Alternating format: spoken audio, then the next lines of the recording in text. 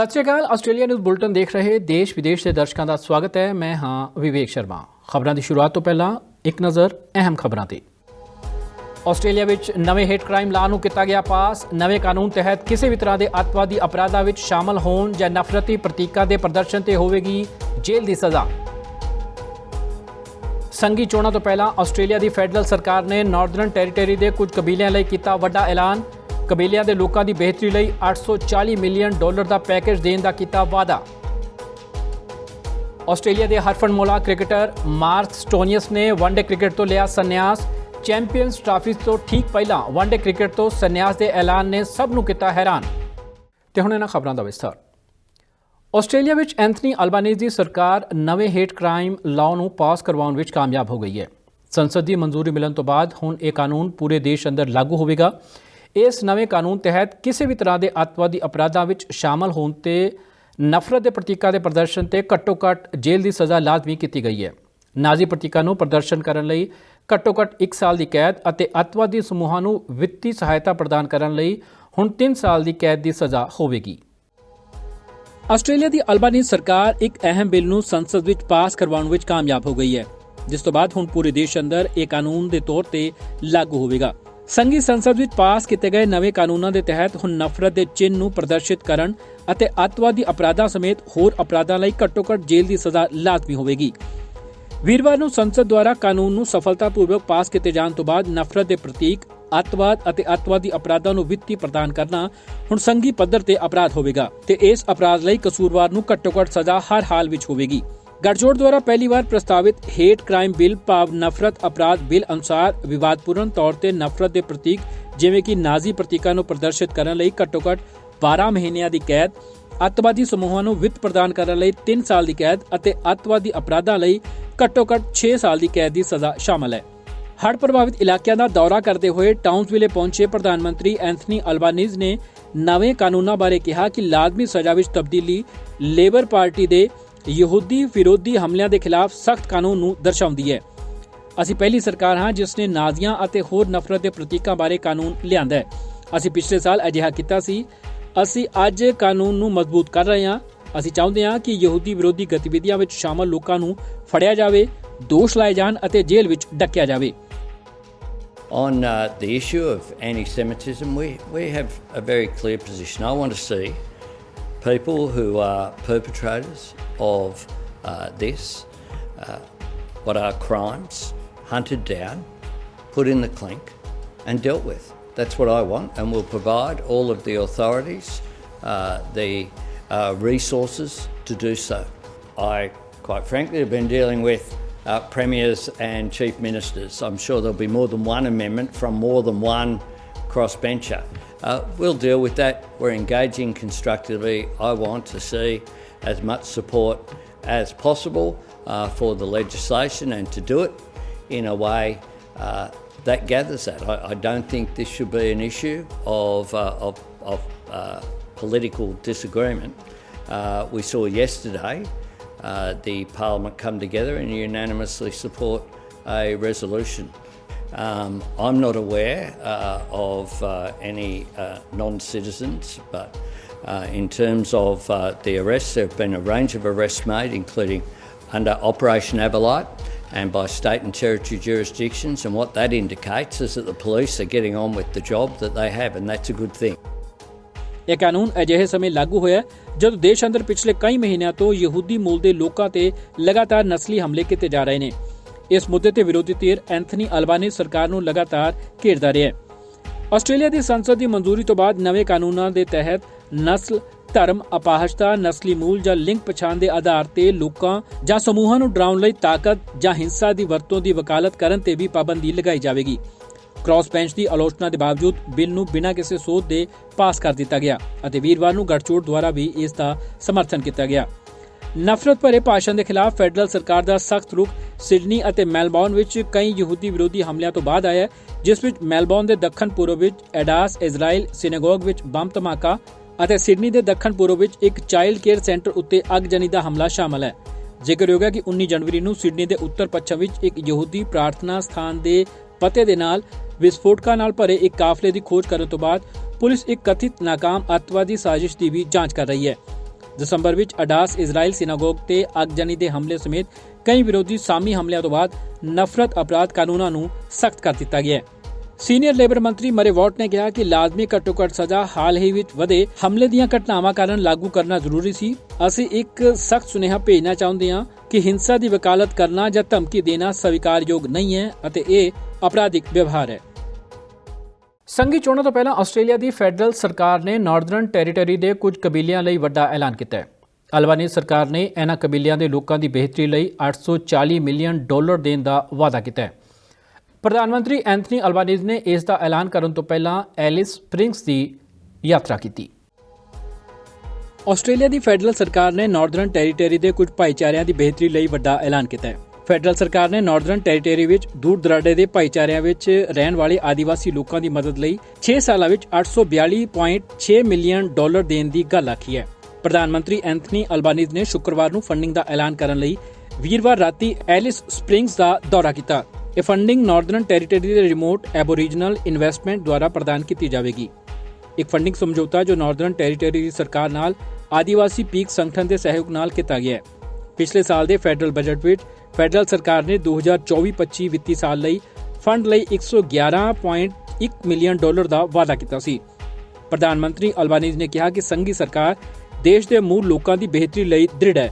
ਉਨ੍ਹਾਂ ਕਿਹਾ ਕਿ ਆਸਟ੍ਰੇਲੀਅਨ ਲੋਕ ਸਵਦੇਸ਼ੀ ਅਤੇ ਗੈਰ ਆਸਟ੍ਰੇਲੀਅਨਾਂ ਵਿਚਕਾਰ ਪਾੜਾ ਖਤਮ ਕਰਨਾ ਚਾਹੁੰਦੇ ਨੇ। ਸਾਡੇ ਸਾਹਮਣੇ ਇੱਕ ਅਜਿਹਾ ਭਵਿੱਖ ਬਣਾਉਣਾ ਹੈ ਜਿਸ ਵਿੱਚ ਸਾਰੇ ਆਸਟ੍ਰੇਲੀਆਈਆਂ ਨੂੰ ਬਰਾਬਰ ਦੇ ਮੌਕੇ ਮਿਲਣ।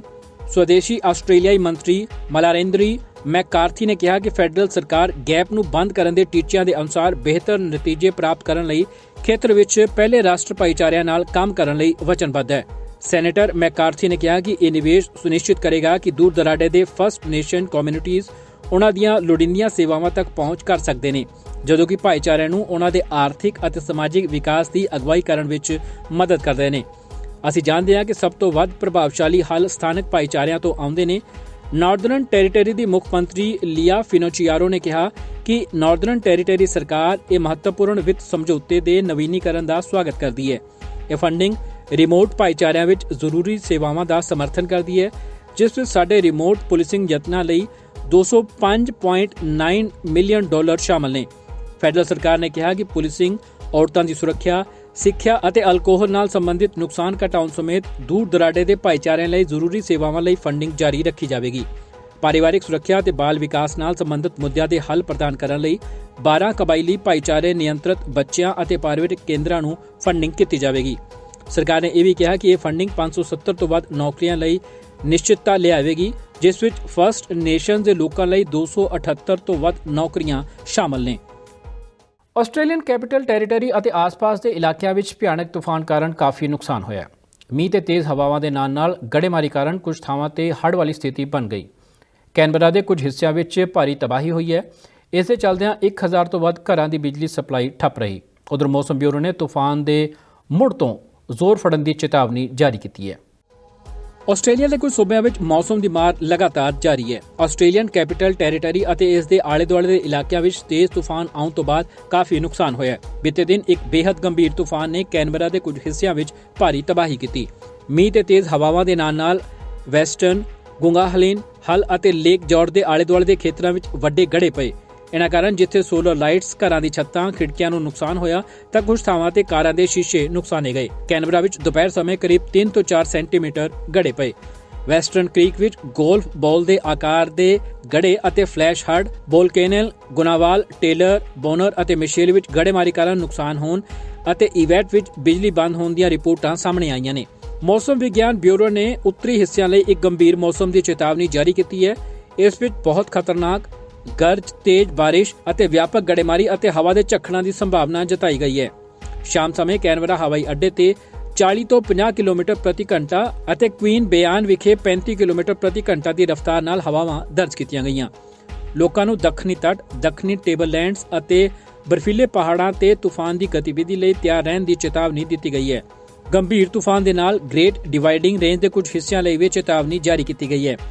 ਮੌਸਮ ਵਿਗਿਆਨ ਬਿਊਰੋ ਨੇ ਕਿਹਾ ਕਿ ਪ੍ਰਭਾਵਿਤ ਸਥਾਨਾਂ ਵਿੱਚ ਬ੍ਰੈਡਵੁੱਡ, ਕੈਨਬਰਾ, ਗੋਲਬਰਨ, ਕੂਮਾ, ਬ੍ਰੈਡਬੋ ਅਤੇ ਨਿਮਿਟੇਬਲ ਸ਼ਾਮਲ ਨੇ।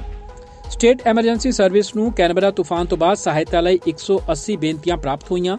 ਕੱਲ੍ਹ ਦੁਪਹਿਰ ਆਸਟ੍ਰੇਲੀਅਨ ਕੈਪੀਟਲ ਟੈਰੀਟਰੀ ਅਤੇ ਇਸ ਦੇ ਆਲੇ-ਦੁਆਲੇ ਦੇ ਇਲਾਕਿਆਂ ਵਿੱਚ ਤੇਜ਼ ਤੂਫਾਨ ਆਉਣ ਤੋਂ ਬਾਅਦ ਕੈਨਬਰਾ ਨਿਵਾਸੀਆਂ ਨੇ ਸਵੇਰ ਸਮੇਂ ਕੁਝ ਰਾਹਤ ਮਹਿਸੂਸ ਕੀਤੀ। ਉਧਰ ਮੌਸਮ ਵਿਗਿਆਨ ਬਿਊਰੋ ਨੇ ਦੁਪਹਿਰ ਤੋਂ ਤੁਰੰਤ ਬਾਅਦ ਇੱਕ ਗੰਭੀਰ ਮੌਸਮ ਦੀ ਚੇਤਾਵਨੀ ਜਾਰੀ ਕੀਤੀ, ਜਿਸ ਅਨੁਸਾਰ ਸਥਾਨਕ ਤੌਰ ਤੇ ਤੇਜ਼ ਬਾਰਿਸ਼ ਹੋਣ ਦੀ ਭਵਿੱਖਬਾਣੀ ਕੀਤੀ ਗਈ ਹੈ, ਜੋ ਖਤਰਨਾਕ ਅਤੇ ਜਾਨਲੇਵਾ ਹੜ੍ਹਾਂ, ਵੱਡੇ ਗੜ੍ਹੇ ਅਤੇ ਨੁਕਸਾਨਦੇਹ ਹਵਾਵਾਂ ਦਾ ਕਾਰਨ ਬਣ ਸਕਦੀ ਹੈ। ਤੂਫਾਨ ਨੇ ਪਹਿਲਾਂ ਦੱਖਣੀ ਕੈਨਬਰਾ ਨੂੰ ਪ੍ਰਭਾਵਿਤ ਕੀਤਾ ਅਤੇ ਦੁਪਹਿਰ ਨੂੰ ਉੱਤਰ ਪੂਰਬ ਵੱਲ ਵਧਿਆ। ਇਸ ਤੂਫਾਨ ਕਾਰਨ ਵੈਸਟਰਨ ਕ੍ਰੀਕ, ਵੋਡੇਨ ਅਤੇ ਇਵਾਰਡ ਦੇ ਕੁਝ ਹਿੱਸਿਆਂ ਵਿੱਚ ਲਗਭਗ 1100 ਘਰਾਂ ਦੀ ਬਿਜਲੀ ਸਪਲਾਈ ਠੱਪ ਰਹੀ ਅਤੇ ਕੁਝ ਉਪਨਗਰਾਂ ਵਿੱਚ 30 ਮਿਲੀਮੀਟਰ ਤੱਕ ਮੀਂਹ ਪਿਆ। ਸਟੇਟ ਐਮਰਜੈਂਸੀ ਸਰਵਿਸ ਨੂੰ ਸਹਾਇਤਾ ਲਈ ਕਈ ਬੇਨਤੀਆਂ ਪ੍ਰਾਪਤ ਹੋਈਆਂ, ਜਿਨ੍ਹਾਂ ਵਿੱਚੋਂ ਜ਼ਿਆਦਾਤਰ ਗੜ੍ਹਿਆਂ ਦੇ ਨੁਕਸਾਨ ਅਤੇ ਛੱਤਾਂ ਤੋਂ ਲੀਕ ਹੋਣ ਨਾਲ ਸੰਬੰਧਿਤ ਸਨ। ਗੁੰਨੇਵਾਲ ਦੇ ਇੱਕ ਵਸਨੀਕ ਨੇ ਕਿਹਾ ਕਿ ਇਹ ਹੁਣ ਤੱਕ ਦੀ ਸਭ ਤੋਂ ਭਿਆਨਕ ਗੜ੍ਹੇਮਾਰੀ ਸੀ। ਇਹ ਹੁਣ ਲੰਘ ਚੁੱਕੀ ਹੈ, ਪਰ ਗੜ੍ਹੇ ਵੱਡੇ ਸਨ ਅਤੇ ਲੰਬੇ ਸਮੇਂ ਤੱਕ ਡਿੱਗਦੇ ਰਹੇ। ACT ਦੀ ਸਟੇਟ ਐਮਰਜੈਂਸੀ ਸਰਵਿਸ ਦੇ ਕਾਰਜਕਾਰੀ ਮੁੱਖ ਅਧਿਕਾਰੀ ਸਟੀਵ ਫੌਬ ਨੇ ਕਿਹਾ ਕਿ ਤੂਫਾਨ ਕਾਰਨ ਗੋਲਫ ਗੇਂਦਾਂ ਦੇ ਆਕਾਰ ਤੱਕ ਦੇ ਗੜ੍ਹੇ ਪਏ ਅਤੇ ਸਕਾਈ ਲਾਈਟਾਂ ਅਤੇ ਦਰਖਤ ਡਿੱਗਣ ਕਾਰਨ ਨੁਕਸਾਨ ਹੋਇਆ। ਉਨ੍ਹਾਂ ਦੱਸਿਆ ਕਿ ਸ਼ੁਰੂਆਤ ਵਿੱਚ ਸਾਡੇ ਵਾਲੰਟੀਅਰ ਸੜਕਾਂ ਤੋਂ ਸਫਾਈ ਕਰ ਰਹੇ ਨੇ ਅਤੇ ਰਾਹ ਖੋਲ੍ਹ ਰਹੇ ਨੇ। ਕੱਲ੍ਹ ਸਟੇਟ ਐਮਰਜੈਂਸੀ ਸਰਵਿਸ ਨੂੰ ਪ੍ਰਾਪਤ ਹੋਈਆਂ ਕਾਲਾਂ ਵਿੱਚੋਂ ਅੱਜ ਸਵੇਰੇ 75 ਹਾਲੇ ਵੀ ਲੰਬਿਤ ਪਈਆਂ ਨੇ।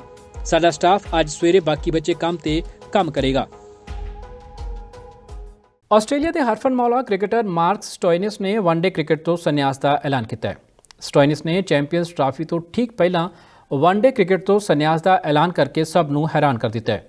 ਹੁਣ ਟੀਮ ਆਸਟ੍ਰੇਲੀਆ ਨੂੰ ਉਹਨਾਂ ਦਾ ਬਦਲ ਲੱਭਣਾ ਪਵੇਗਾ।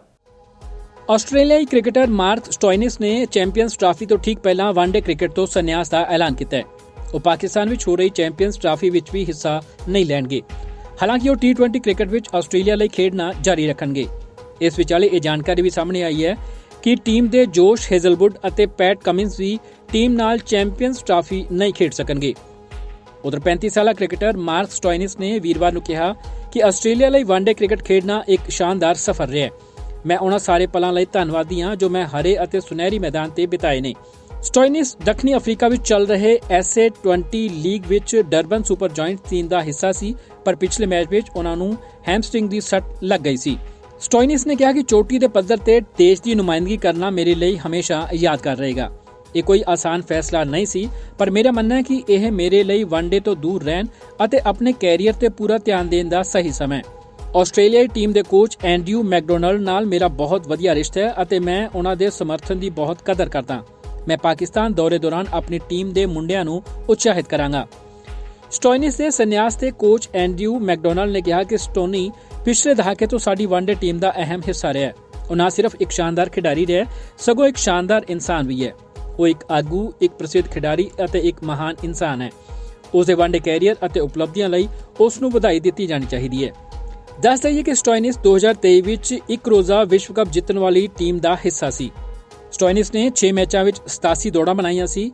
ਇਹਨਾਂ ਨਹੀਂ, ਉਹਨਾਂ ਗੇਂਦਬਾਜ਼ੀ ਕਰਦਿਆਂ 4 ਵਿਕਟਾਂ ਵੀ ਹਾਸਲ ਕੀਤੀਆਂ। ਫਿਲਹਾਲ ਕ੍ਰਿਕਟ ਆਸਟ੍ਰੇਲੀਆ ਨੂੰ ਹੁਣ ਸਟੋਇਨਿਸ ਦੇ ਬਦਲ ਦੀ ਤਲਾਸ਼ ਕਰਨੀ ਪਵੇਗੀ। ਇਸ ਬੁਲਟਨ 'ਚ NI ਨਵੀਆਂ ਤੇ ਤਾਜ਼ਾ ਖਬਰਾਂ ਲੈ ਕੇ ਮੁੜ ਆਵਾਂਗੇ। ਫਿਲਹਾਲ ਇਜਾਜ਼ਤ ਦਿਓ। ਧੰਨਵਾਦ।